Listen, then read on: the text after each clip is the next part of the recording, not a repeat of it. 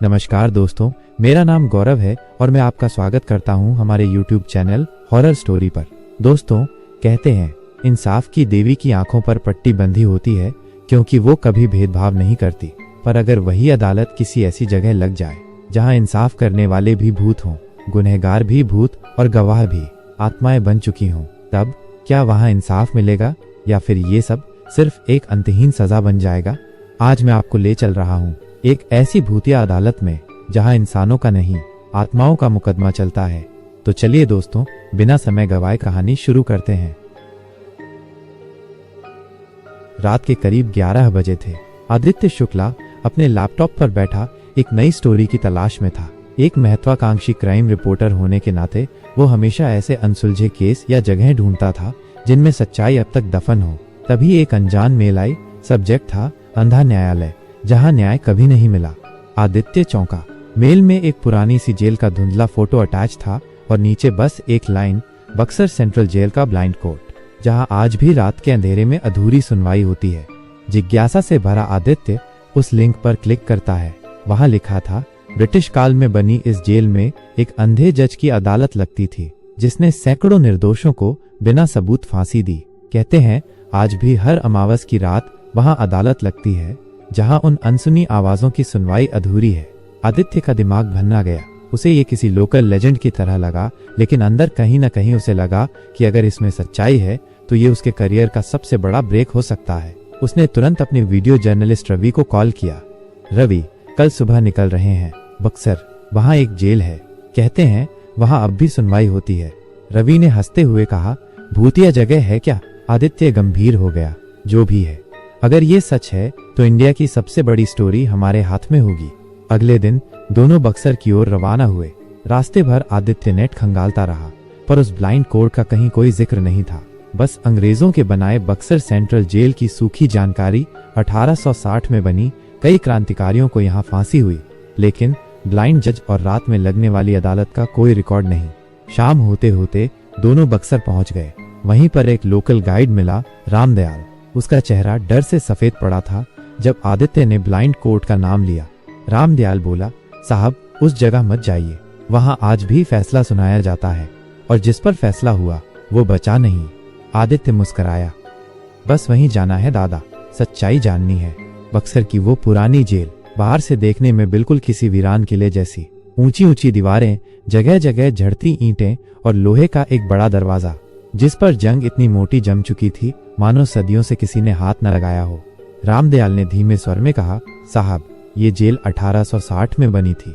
अंग्रेज साहब लोग इसको ब्लैक जेल कहते थे। सुना है यहाँ गिनती के ही लोग जिंदा बचे, या तो फांसी दे देते थे या फिर मार मार कर खत्म कर देते थे। आदित्य ने कैमरा ऑन किया और बोला, अब बताओ रामदयाल, ये ब्लाइंड कोर्ट का सच क्या है? रामदयाल ने गहरी सांस ली। साहब, एक अंग्रेज जज था, हेनरी बटलर, अंधा था, लेकिन सबसे बड़ा फैसला वही करता था। कोई सबूत, कोई गवाही नहीं, बस नाम बुलाया जाता था और फांसी का हुक्म सुनाया जाता था। कहते हैं उसकी अदालत में कोई बेकसूर भी जाता तो लौट कर नहीं आता। रवि थोड़ा हंसा, अरे दादा, अंधा जज फैसला कैसे देता होगा? रामदयाल का चेहरा सख्त हो गया। बाबू, आंख से नहीं, आत्मा से देखता था। जिसने एक बार उसकी आवाज सुन ली, समझो खत्म। आज भी अमावस की रात में यहाँ वही अदालत लगती है। इतिहास और किस्से सुनते हुए वे जेल के अंदर दाखिल हुए। अंदर घुप अंधेरा, बस टॉर्च की रोशनी। हर दीवार, हर कोना स्याह सन्नाटे में डूबा हुआ। लोहे की जंग लगी बेड़ियां, टूटी चारपाइयां और फांसी का पुराना तख्ता। सब कुछ वैसा ही पड़ा था जैसे समय वहीं ठहर गया हो। रात का पहला पहर बीतने लगा। आदित्य और रवि अंदर गहराई तक पहुंच गए। तभी एक कोने में लोहे का बड़ा दरवाजा दिखा। रामदयाल ने कहा, यही है ब्लाइंड कोर्ट। दरवाजे के ऊपर धुंधले अक्षरों में लिखा था, जस्टिस इज ब्लाइंड। आदित्य के हाथ कांप गए, लेकिन पत्रकार होने की हिम्मत के साथ उसने दरवाजा खोला। भीतर एक बड़ा हॉल जिसमें जज की टूटी कुर्सी अब भी थी। सामने कटघरा और एक कोने में जलती हुई लालटेन, मगर वो लालटेन किसने जलाई कोई नहीं जानता। और तभी पहली दस्तक हुई। ठक ठक ठक, तीनों के रोंगटे खड़े हो गए और फिर एक फुसफुसाहट गूंजी, केस नंबर 1, सुरेश पांडे, हाजिर हो। रवि ने आदित्य का हाथ पकड़ा। सर, अब वापस चलें क्या? आदित्य की आंखें चमक उठी। उसे समझ आ गया था, ये स्टोरी सिर्फ कहानी नहीं, एक कड़वा सच थी जो खुद चलकर सामने आ रहा था। लालटेन की लौ तेज हुई और कमरे में एक अजीब सिहरन दौड़ गई। आदित्य, रवि और रामदयाल तीनों सहम गए। माहौल में न कोई हवा थी न कोई हलचल, बस उस आवाज की गूंज रह गई। केस नंबर 1, सुरेश पांडे, हाजिर हो। आदित्य ने हिम्मत जुटाकर धीमे से रामदयाल से पूछा, कौन था ये सुरेश पांडे, क्या तुम जानते हो? रामदयाल ने कांपती आवाज में कहा, साहब, ई नाम मैंने बचपन में सुना था। कहते हैं आजादी के पहले एक बनिया था, बेकसूर। उसे इसी अदालत में बुलाया गया था और कभी वापस नहीं लौटा। तभी दरबार की घिसी हुई जज की कुर्सी खुद ब खुद चरमराई और हिलने लगी, जैसे कोई अदृश्य जज उस पर बैठ चुका हो। फिर गूंजती हुई आवाज आई, अक्यूज्ड सुरेश पांडे, इल्जाम ब्रिटिश राज के विरुद्ध राजद्रोह। आदित्य और रवि सांस रोककर सुन रहे थे। रामदयाल जमीन में गड़ा खड़ा था, मानो आत्मा सुन्न हो गई हो। जज की आवाज फिर गूंजी, डिफेंस। कोई है? चारों ओर सन्नाटा। चूंकि कोई बचाव पक्ष नहीं है, अदालत ने सुरेश पांडे को गिल्टी पाया। ये गिल्टी शब्द ऐसा गूंजा जैसे पूरी जेल के अंदर लोहे की चादरें बज उठी हों। दीवारों से टकराकर ये शब्द बार बार लौट रहा था। रवि के हाथ से कैमरा गिरते गिरते बचा। फिर वही आवाज, कठोर, निर्दयी, punishment death by hanging, execution now. Aditya के सामने दृश्य ऐसे बदलने लगे जैसे कोई अदृश्य शक्ति वहां मौजूद हो। हवा में रस्सी के झूलने की आवाज आई, किसी के गले में फंदा कसता हुआ सा लगा। रामदयाल ने जमीन पर सिर टिका लिया और बड़बड़ाने लगा, माफ कर दो सरकार, हम बस बाहर चले जाएंगे। आदित्य ने रवि की तरफ देखा, कैमरा चालू है। रवि कांपती आवाज में बोला, हाँ सर, पर ये क्या हो रहा है? तभी एक तेज झटका लगा और दरबार की सारी लाइट बुझ गई। लालटेन की लौ फड़फड़ाई और बुझ गई, पर उस फांसी की रस्सी का झूलना दोनों साफ देख रहे थे। कुछ सेकंड के सन्नाटे के बाद फिर आवाज आई, next hearing tomorrow night midnight. Aditya का गला सूख गया। ये सब किसी फिल्म का सीन नहीं था, ये सब असली था। रामदयाल रोते हुए बोला, साहब चलिए यहाँ से, ये अदालत अभी खत्म नहीं हुई और अगला नाम किसी का भी हो सकता है। आदित्य की आंखों में सवाल थे, क्या अब हमारा नाम पुकारा जाएगा? और उस रात पहली बार आदित्य को समझ में आया कि वो किस दलदल में उतर चुका है और अब वापसी आसान नहीं। उस रात तीनों बमुश्किल बाहर निकले। रामदयाल बार बार कह रहा था, साहब इस जगह को छोड़ दीजिए, इस खेल में पड़ गए तो जान से जाएंगे। लेकिन आदित्य की आंखों में अब एक जुनून था। उसे लग चुका था कि ये बस कोई लोक कथा नहीं, बल्कि इतिहास की वो काली सच्चाई है जिसे कभी लिखा नहीं गया। अगली सुबह आदित्य ने फैसला लिया, हमें इस ब्लाइंड कोर्ट का पूरा रिकॉर्ड खोजना होगा। रवि हिम्मत कर बोला, सर कहीं हमारे नाम भी केस में दर्ज न हो जाए। आदित्य ने हंसकर कहा, सच जानने का जुनून है, डरने से काम नहीं चलेगा। तीनों पास के एक पुराने लाइब्रेरी पहुंचे जहां अंग्रेजों के जमाने के दस्तावेज रखे थे। घंटों खोजने के बाद रामदयाल ने एक फटी पुरानी रजिस्टर जैसी किताब निकाली जिस पर लिखा था, confidential trials Berkshire blind court. Aditya ने धड़कते दिल से किताब खोली। धूल के गुबार के बीच एक पीली पड़ चुकी लिस्ट सामने आई। ये उन लोगों की लिस्ट है जिनका फैसला अंधी अदालत करेगी। एक बार आपका नाम लिख दिया गया तो आपकी किस्मत तय हो जाएगी। आदित्य के पसीने छूट गए। नामों की लिस्ट पढ़ते पढ़ते एक पेज पर उसकी नजर अटक गई। Case number 89, Suresh Pandey guilty executed. और जैसे ही उसने अगला पन्ना पलटा, वहां लिखा था, upcoming trials case number 90, Aditya Shukla, date the 15th of March midnight। Aditya का गला सूख गया। रवि ने जबरदस्ती किताब खींच ली और पढ़ते ही चीख पड़ा, सर ये क्या, ये कैसे हो सकता है? रामदयाल ने कांपते हुए कहा, देखा साहब, बोला था ना, जो वहां गया उसका नाम खुद ब खुद जुड़ जाता है। अब ई कोर्ट आपको बुलाएगा। आदित्य की समझ में नहीं आ रहा था कि ये सब मजाक है या हकीकत, लेकिन एक बात साफ थी, अब ये सिर्फ एक स्टोरी नहीं रही, ये लड़ाई उसकी अपनी जान की बन चुकी थी। रात करीब आ रही थी और वही तारीख 15 मार्च। आदित्य ने फौरन फैसला किया, आज रात हम फिर अंदर जाएंगे, कैमरा लगाएंगे और इस खेल को खत्म करेंगे, चाहे जो हो जाए। रवि हिम्मत कर बोला, सर अगर ये नाम वाकई जुड़ गया है तो, अगर अगला केस आप ही का है तो? आदित्य मुस्कराया, लेकिन वो मुस्कान बनावटी थी। डर उसके चेहरे पर साफ झलक रहा था। तो फिर देखेंगे किसका सच भारी पड़ता है, मेरी रिपोर्टिंग का या इस कोर्ट का। रात होने में कुछ ही घंटे बाकी थे और बक्सर की हवा में फिर वही खौफ तैरने लगा था। 15 मार्च रात के ठीक 12 बजने में कुछ ही मिनट बचे थे। पूरा शहर नींद में था, लेकिन बक्सर जेल की वीरान इमारत एक बार फिर अपने पुराने रंग में लौटने वाली थी। आदित्य, रवि और रामदयाल तीनों भारी कदमों से जेल के उसी ब्लाइंड कोर्ट वाले हॉल में पहुंचे। आदित्य ने चारों कोनों में कैमरे सेट किए। आज की रात सब रिकॉर्ड होगा, चाहे कुछ भी हो जाए। रवि की हालत खराब थी, मगर कैमरा ऑन कर दिया। रामदयाल लगातार भगवान का नाम ले रहा था। हे भोलेनाथ, बचे रहिए, ये खेल हम नहीं जानते। घड़ी ने ठीक 12 बजाए और उसी पल ठंडी हवा का झोंका पूरे हॉल में घूम गया। दरबार की वही जर्जर कुर्सी फिर से चरमराई और अपने आप हिलने लगी। फिर वही आवाज गूंजी, बिल्कुल वैसी ही जैसी पिछली रात। Case number 90, Aditya Shukla, step forward. Aditya का दिल जोर से धड़क उठा। वो जानता था अब पीछे हटने का कोई रास्ता नहीं। कांपते हुए उसने कदम बढ़ाया और उस जज की खाली कुर्सी के सामने आ खड़ा हुआ। जज की अदृश्य आवाज फिर गूंजी, आदित्य शुक्ला, आरोप निषिद्ध न्यायालय में अनाधिकार प्रवेश, राजसी न्याय के रहस्यों को उजागर करने का इरादा। रवि चिल्लाया, सर बाहर आ जाइए, मत सुनिए इनकी बात, ये फंसा लेंगे। आदित्य ने हाथ उठाकर उसे चुप करा दिया। मैं सुनूंगा, मैं देखूंगा ये अदालत कितनी न्याय करती है। अदालत की हवा भारी हो चली थी, मानो पूरा इतिहास जीवित होकर सामने खड़ा हो गया हो। अचानक कटघरे में एक धुंधली आकृति दिखाई दी। शायद वही हेनरी बटलर, अंधा अंग्रेज जज। आंखें नहीं, लेकिन चेहरा सख्त, निर्दयी।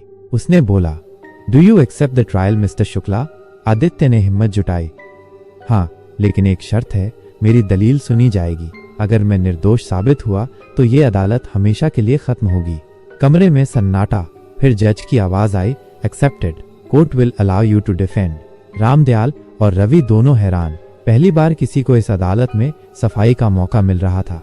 जज बोला, कल आधी रात को अपना बचाव प्रस्तुत करें या फिर फैसले को स्वीकार करें। फिर से ठंडी हवा का झोंका आया और पूरा हॉल भयानक तरीके से गूंज उठा, गिल्टी, गिल्टी, गिल्टी। फिर एकदम से सब शांत। आदित्य गिरते पड़ते बाहर आया। रवि भागकर उसे संभालने लगा। सर, आपने क्या कर डाला? अब तो ये जिंदगी मौत का खेल है। आदित्य की आंखों में सिर्फ एक सवाल था, अब हमें सच लाना है, कैसे भी, वरना अगली रात मैं जिंदा नहीं बचूंगा। अगली सुबह आदित्य की आंखें ठीक से खुली भी नहीं थीं कि रवि उसके सामने फाइलों का एक ढेर लेकर पहुंचा। चेहरा उतरा हुआ था।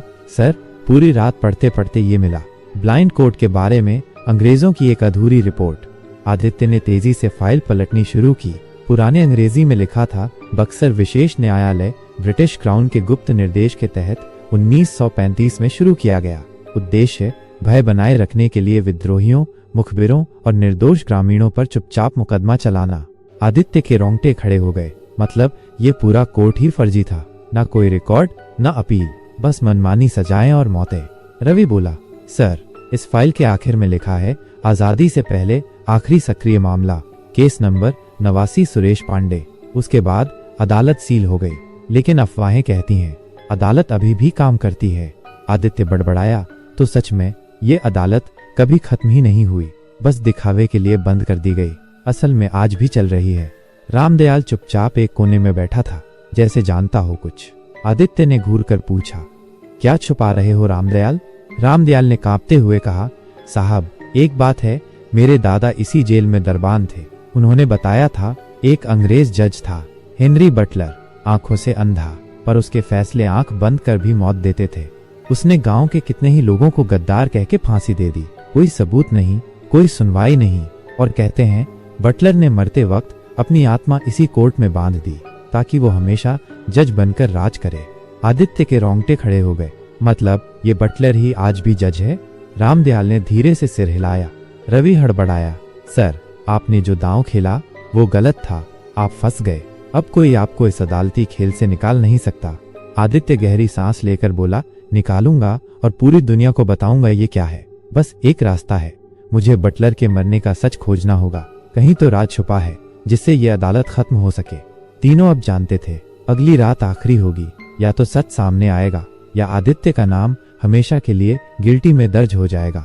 रात धीरे धीरे नजदीक आ रही थी और आदित्य के पास वक्त बेहद कम था। उसे अब उस सच तक पहुंचना था जो 100 साल से इस अंधी अदालत के पीछे छुपा था। रामदयाल बोला, साहब, मेरे दादा कहते थे कि बटलर की मौत भी रहस्यमयी थी। उसे किसी भारतीय क्रांतिकारी ने मारा था, लेकिन उसका शव कभी मिला नहीं। कहते हैं वो अदालत में ही मरा था और वहीं दफन है।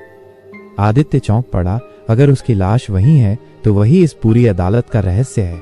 तीनों फिर उसी लाइब्रेरी पहुंचे और अंग्रेजी दौर की एक और फाइल निकाली। उसमें बटलर के आखिरी दिनों का जिक्र था। न्यायाधीश हेनरी बटलर को आखिरी बार 14 अगस्त 1947 की रात को देखा गया था। उन्होंने एक भारतीय विद्रोही नेता के खिलाफ अंतिम अदालत का आयोजन किया, उसे मौत की सजा सुनाई। लेकिन उस रात के बाद बटलर गायब हो गए। कहते हैं उसे किसी भारतीय क्रांतिकारी ने मारा था, लेकिन उसका शव कभी मिला नहीं। कहते हैं वो अदालत में ही मरा था और वहीं दफन है। रामदयाल बोला, साहब, कहते हैं बटलर मरा नहीं, उसकी आत्मा उसी अदालत में फंस गई और जब तक कोई उसके गुनाह साबित नहीं कर देगा, उसकी आत्मा इसी तरह लोगों को फंसाती रहेगी। आदित्य समझ गया था तो मुझे कल रात उसकी अदालत में जाना होगा और ये साबित करना होगा कि बटलर खुद ही सबसे बड़ा गुनहगार था। तभी शायद उसकी आत्मा मुक्त होगी और ये अदालत खत्म। रवि कांपते हुए बोला, सर, ये पागलपन है। अगर आप हार गए तो? आदित्य ने गंभीर होकर कहा, तो मेरी मौत लिखी जा चुकी है, लेकिन अब पीछे हटने का सवाल नहीं। रात तेजी से उतर रही थी। जेल का वो भूतिया दरबार फिर सजने वाला था और इस बार फैसला इंसाफ का होना था या आदित्य की जिंदगी का आखिरी चैप्टर। अगली रात ठीक 12 बजे बक्सर जेल का भूतिया ब्लाइंड कोर्ट एक बार फिर जीवित हो उठा। दीवारों में जंग लगी हथकड़ियां अपने आप खनखनाने लगीं, हवा में सड़े हुए मांस की गंध भर गई थी। आदित्य ने भारी मन से कदम बढ़ाया। रवि और रामदयाल ने लाख रोका, मगर आदित्य ठान चुका था आज सच सामने आएगा। जैसे ही वो कोर्ट के बीच पहुंचा, अचानक वहां की टूटी कुर्सी अपने आप खड़ी हो गई। जज की भयानक आवाज गूंजी, आदित्य शुक्ला, अपना बचाव प्रस्तुत करो, नहीं तो अपना भाग्य स्वीकार करो। आदित्य ने हिम्मत कर फाइल निकाली और ऊंची आवाज में बोला, मैं अपनी दलील रखूंगा और सबसे पहले इस अदालत की असलियत बताऊंगा। पूरा कोर्ट सुनसान, लेकिन हवा भारी हो चुकी थी। आदित्य बोला, हेनरी बटलर, तुमने 1935 से लेकर 1947 तक सैकड़ों निर्दोषों को बिना सबूत फांसी दी। तुमने अपने सत्ता के नशे में इस अदालत का इस्तेमाल किया, इंसाफ के नाम पर कत्ल किए और आखिर में एक क्रांतिकारी ने तुम्हें मौत के घाट उतार दिया। तब से तुम्हारी आत्मा इसी कोर्ट में कैद होकर रह गई है। जज की आंखें लाल हो गईं, उसकी अदृश्य छाया हिलने लगी। Enough, this is contempt of court. भयानक गूंज सुनाई दी। आदित्य चिल्लाया, कंटेम्प्ट? तुम खुद सबसे बड़े अपराधी हो। अचानक एक पुराना फांसी का फंदा हवा में झूलने लगा, मानो किसी अदृश्य ताकत ने उसे कस दिया हो। रवि डर से कांपते हुए चिल्लाया, सर, वापस चलिए, नहीं तो ये हम सबको मार डालेगा। आदित्य ने हाथ उठाया, नहीं, अब सच्चाई बाहर आएगी। उसने आखिरी कार्ड खेला, मैं चुनौती देता हूँ इस अदालत को। अगर मैं गलत हूँ तो अभी यही सजा दो, लेकिन अगर मैं सही हूँ तो हेनरी बटलर की आत्मा मुक्त होगी और ये अदालत आज के बाद कभी नहीं लगेगी। एक पल के लिए सब थम गया। फिर जज की छाया जोर से कांपी और भयंकर आवाज आई, you are right, I am guilty. अचानक पूरी जेल हिलने लगी, दीवारें दरकने लगी और हेनरी बटलर की धुंधली आकृति चीखती हुई फांसी के फंदे में झूल गई। Freedom, finally free. अदालत की आखिरी घंटी बजी और सब खत्म। सुबह की पहली किरण फूट रही थी, लेकिन बक्सर जेल के उस हिस्से में एक गहरी शांति छाई थी जैसी कभी नहीं थी। पूरी रात आदित्य, रवि और रामदयाल ने देखा किस तरह दशकों पुराना वो श्राप टूटा और हेनरी बटलर की आत्मा आखिरकार अपने पापों की सजा भुगत कर मुक्त हो गई। आदित्य वहीं बैठा था, पसीने में लथपथ, आंखें सूजी हुई, लेकिन चेहरे पर अजीब सी संतुष्टि थी। रवि ने कांपती आवाज में पूछा, सर, क्या सच में सब खत्म हो गया? आदित्य ने थक कर जवाब दिया, हाँ, अब ये अदालत कभी नहीं लगेगी। बटलर की आत्मा अब मुक्त हो चुकी है। रामदयाल धीरे से बोला, साहब, मेरे दादा कहते थे, इंसाफ देर से मिले तो भी ठीक, पर जब मिल जाए तो आत्मा को शांति मिलती है। आज वो दिन आ ही गया। आदित्य की नजर टूटी हुई दीवारों पर पड़ी। वहां अब भी पुराने नाम खुदे थे, उन बेकसूरों के जिन्हें कभी बिना जुर्म के मौत दे दी गई थी। उसने तय किया, इन सब की कहानी दुनिया को बतानी होगी। ये सिर्फ एक भूतिया जेल नहीं, एक काला सच है जिसे सब जानेंगे। तीनों बाहर निकले। सूरज पूरी उग उग चुका था, मानो खुद गवाही दे रहा हो कि एक पुराना पाप आज खत्म हुआ। रवि बोला, सर, अब क्या करेंगे? आदित्य मुस्कुराया, अब एक रिपोर्ट लिखूंगा, पूरी दुनिया को बताऊंगा कि कैसे अंग्रेजों ने इंसाफ के नाम पर कत्ल किए और कैसे एक आत्मा दशकों तक इस जमीन से बंधी रही। रामदयाल बोला, साहब, अब इस जेल को गिरा देना चाहिए ताकि कोई और यहाँ न फंसे। आदित्य ने सिर हिलाया, हाँ, ये जेल अब मिटेगी, मगर इसकी कहानी इतिहास में रहेगी। कुछ ही हफ्तों में आदित्य की रिपोर्ट वायरल हो गई। देश भर में हलचल मच गई। सरकार ने बक्सर ब्लाइंड कोर्ट के उस हिस्से को गिराने का आदेश दे दिया और एक स्मारक बनाया गया उन बेगुनाहों के नाम जिनकी आत्माएं कभी इंसाफ नहीं देख पाई। आदित्य आखिरी बार उस जगह पहुंचा, हाथ जोड़कर बोला, अब तुम्हें सुकून मिले, अब कोई यहाँ तुम्हारा नाम मिटा नहीं सकेगा। हवा में एक हल्की सी गर्माहट आई, मानो किसी ने सिर पर हाथ फेरा हो। इंसाफ आखिरकार मिल गया और बक्सर की वो भूतिया अदालत हमेशा के लिए इतिहास बन गई। तो दोस्तों, कैसी लगी आपको ये रहस्यमयी भूतिया कोर्ट की कहानी? कमेंट में जरूर बताना। क्या आप कभी ऐसी जगह जाना चाहेंगे? और हाँ, अगली बार अगर किसी वीरान खंडहर में किसी अदालत का बोर्ड टंगा देखो तो समझ जाना वहाँ इंसाफ अभी भी होता है, लेकिन इंसानों का नहीं, आत्माओं का। मैं फिर लौटूंगा एक और डरावनी और सच्ची कहानी लेकर। तब तक वीडियो को लाइक और चैनल को सब्सक्राइब कर लो और याद रखना, हर फैसला हमेशा जिंदा लोग नहीं सुनाते।